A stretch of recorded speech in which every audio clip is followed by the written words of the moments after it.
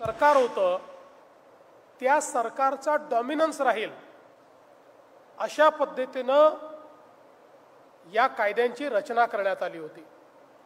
आणि म्हणून यातल्या अनेक तरतुदी अशा होत्या की ज्या एखाद्या डेमोक्रॅटिक सोसायटीमध्ये कदाचित त्याच्या फॅब्रिकला पोषक अशा त्या नव्हत्या।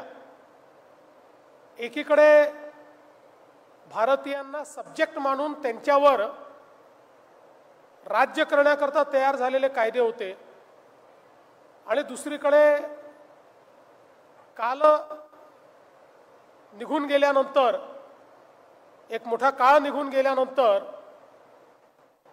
समाजामध्ये आलेलं परिवर्तन होतं, लोकांच्या सामाजिक स्टेटसमध्ये आलेलं परिवर्तन होतं, गुन्ह्यांच्या पद्धतीमध्ये आलेलं परिवर्तन होतं, तंत्रज्ञानामुळे गुन्हे घडवणं आणि गुन्हे पकडणं याच्यामध्ये असलेलं परिवर्तन होतं। या सगळ्या परिवर्तनांना देखील अनुकूल अशा प्रकारचे कायदे करणं हे आवश्यक होतं। आणि म्हणूनच माननीय प्रधानमंत्री नरेंद्र मोदीजी यांच्या नेतृत्वात देशाचे गृहमंत्री श्री अमित भाई शाह यांनी 3 नवीन कायदे हे संसदेमध्ये मंजूर केले।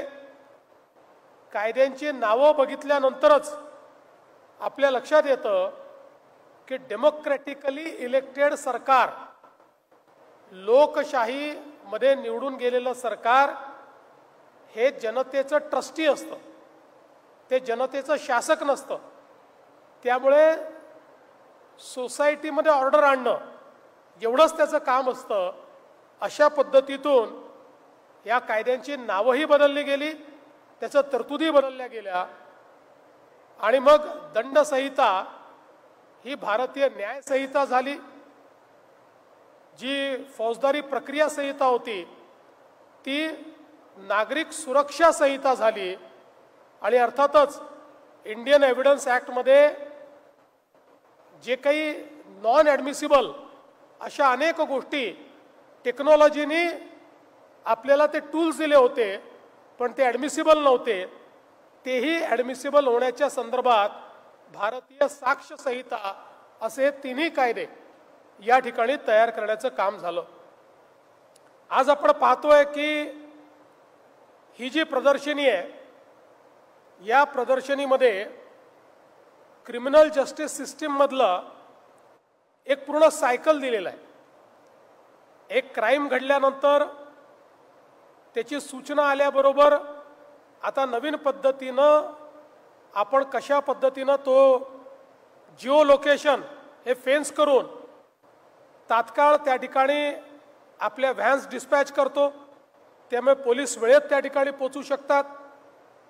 आपल्यासमोर सगळ्यात मोठा प्रश्न अनेक वर्ष असा होता की गुन्हेगाराला पकडल्यानंतर गुन्हेगार सुटायचा, याचं कारण मोठ्या प्रमाणात आपले साक्षीदार होस्टाईल व्हायचे, चेन ऑफ एव्हिडन्स जी आहे ती योग्य प्रकारे प्रिझर्व केलेली नसायची, फॉरेन्सिक आणि टेक्निकल एव्हिडन्स हा ज्या प्रकारे ॲप्रिशिएट केला गेला पाहिजे तो आपण करू तो त्या पद्धतीने आपण करत नव्हतो।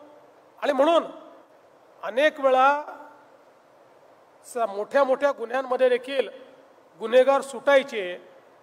आपण जर बघितलं तर 2013 साली आपला रेट ऑफ कन्व्हिक्शन हा 9% होता, 9।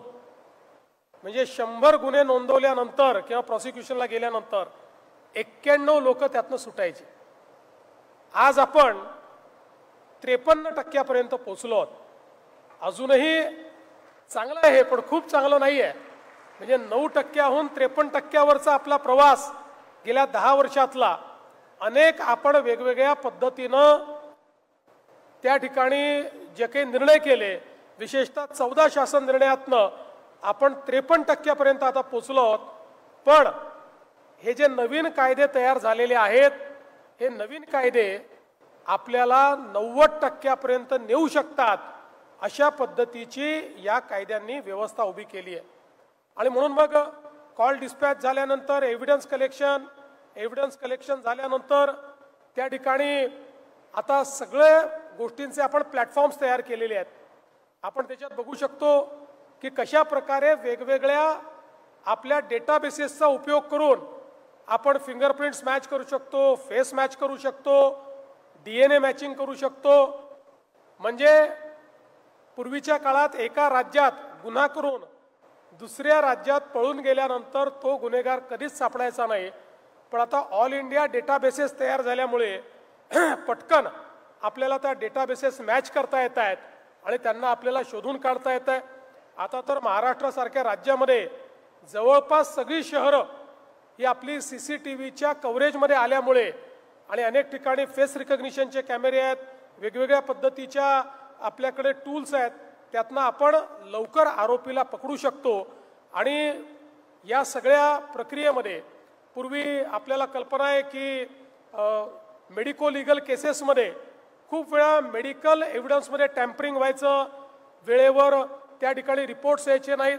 या सगळ्या गोष्टी आता आपल्या या प्लॅटफॉर्म्सवर आल्यामुळे त्या ठिकाणी जी काही कागदपत्र आहेत ती डायरेक्ट त्या ठिकाणी आपल्या व्यवस्थेमध्ये जातील आणि मेडिकल कॉलेज असेल किंवा जी काही आपली हॉस्पिटल असतील त्यांनाही त्या संदर्भातले रिपोर्ट हे लोकशाही मराठी ऐका, पहा, जागरूक रहा।